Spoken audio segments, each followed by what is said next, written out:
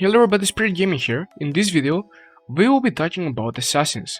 But before I talk about this class, go and check out my Discord. Link for the Discord is in the description, and while you are there, smash that like button and subscribe if you've not already. But let's continue with the Assassin talk and see if this class is really that bad. So first of all, I want to clear some stuff up. Yes, Assassin is still probably the worst class in the game, however, it is not useless in any mode. Not in PvE, not in PvP, not anywhere. He is useful everywhere actually. We all know Assassin's strength, and that's dungeon runs. Whenever a free-to-play struggles with a dungeon, they just play Assassin and win easily. The two immunities, movement speed, teleports and massive AoE damage makes it so you can quickly and easily beat any dungeon even as a free-to-play player.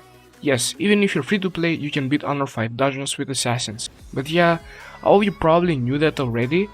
But did you know that Assassin is good in PvE and PvP events as well? As I said, Assassin is still most likely the worst class in the game, but it can work. In group PvP events like Lair of Honor and Bombs, you can play a debuff build as an Assassin. To achieve this build, you need to use Void EX, Royal Fire EX with a combination of Whispers of the Ancient God or Draconic. This build, or I guess this playstyle, is going to be very effective once you hit level 98. What you can do after you reach this level is literally lower so many percentages on the enemies, including reducing their damage dealt by 20%, increase their damage taken by 20%, and decrease both of their defenses by 20% every 1 minute. Keep in mind, you don't always have to use Void in a combination with Royal Fire. You can use Royal Fire plus Crystal Coffin.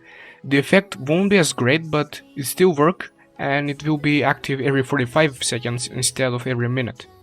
It will reduce enemy damage dealt by 10% and lower both defenses by 20%. But hey, don't forget you can still do a lot of things and especially a lot of damage with this class, and cooldown reduction is actually becoming really important. Once we hit level 100, our Crystal Coffins will have around 24 to 25 seconds cooldown without staying in it. That's basically, we can get used to the in and out playstyle. Use all burst damage, go in Vis and use burst damage, change back to ranged form and use Crystal Coffin. This in general will become the playstyle of Assassins, and I feel like this is how Assassins should play. I mean, even the name says Assassin, right? You do damage and no one will see you coming. Okay, but I think that's about it about the Assassin talk, I guess, when it comes to, you know, the PvP build that I wanna run.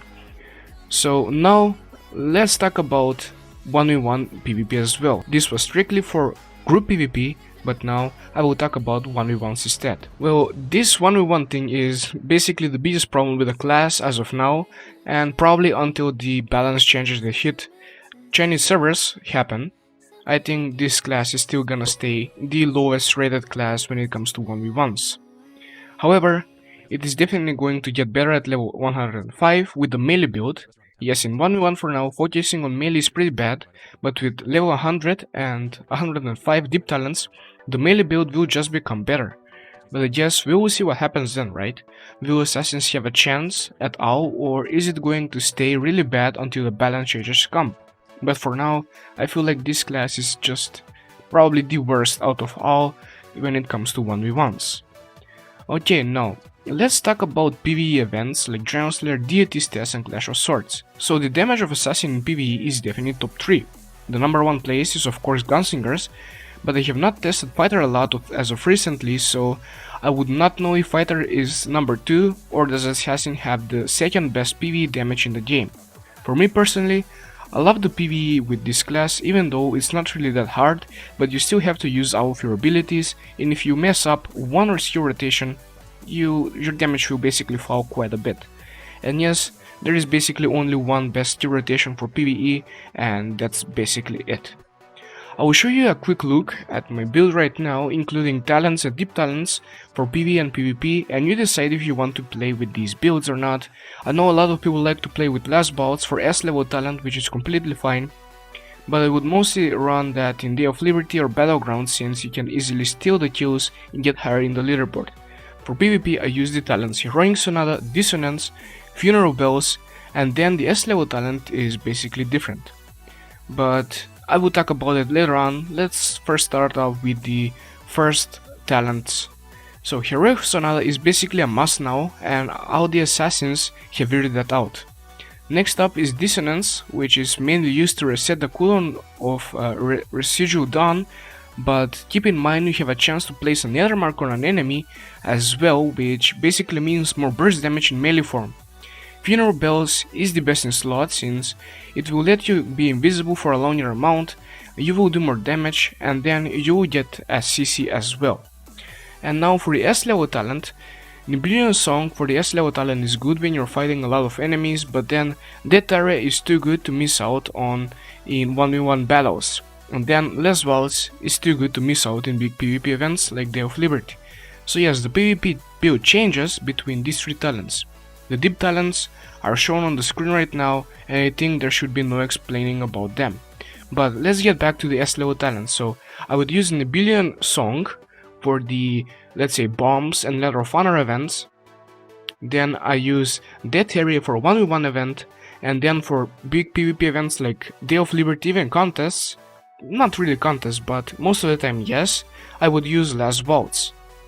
So that's basically it about the different PvP builds, and I think now let's go and talk about the PvE builds instead. PvE build consists of Heroic Sonata, Dissonance, Echo of Soul, and Nibelian Song.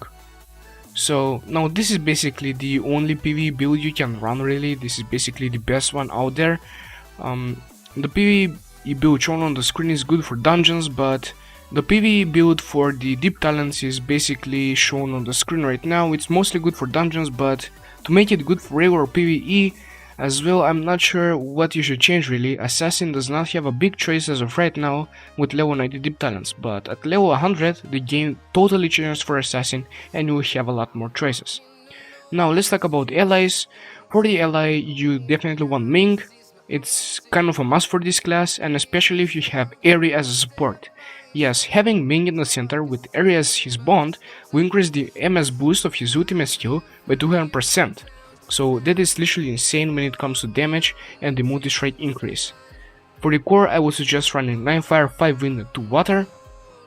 And on the gear stats you want 10 of magic attack, earth attack, AP, crit level, multi-strike and cooldown reduction. Yes, cooldown reduction is very important, especially after level 90, since it lets you go in and out way more often than with having low cooldown reduction.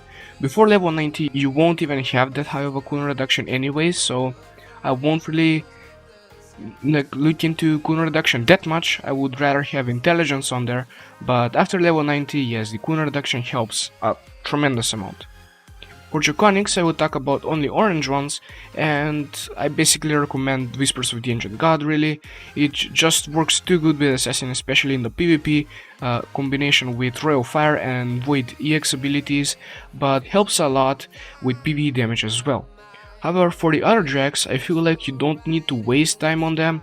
Maybe get Windtamer and Unbreakable Will, but that's just for mobility. Kill Shot I would not really recommend since it is useless in melee form, but it's really good in ranged form, so later on you will kinda just waste that opportunity and basically waste 5000 damage. And yeah everyone, that's pretty much it. If you have any questions, join my Discord so we can have a discussion about it, since starting from today I won't respond to too many comments and will focus more on my Discord community, since it is way easier to talk there and explain stuff. So yeah, thank you so much for watching the video, hope you liked it. Join the Discord server again, subscribe and leave a like again, and as always, bye bye until next time. And here is some clips of my streams and my own game time.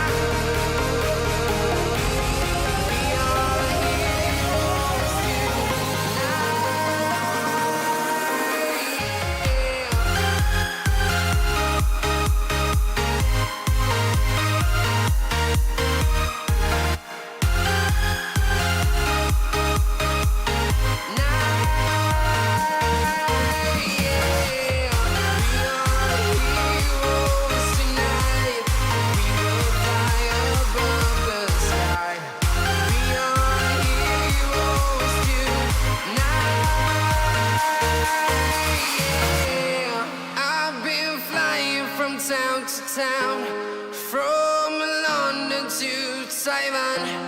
I've been all around the globe trying to protect your soul.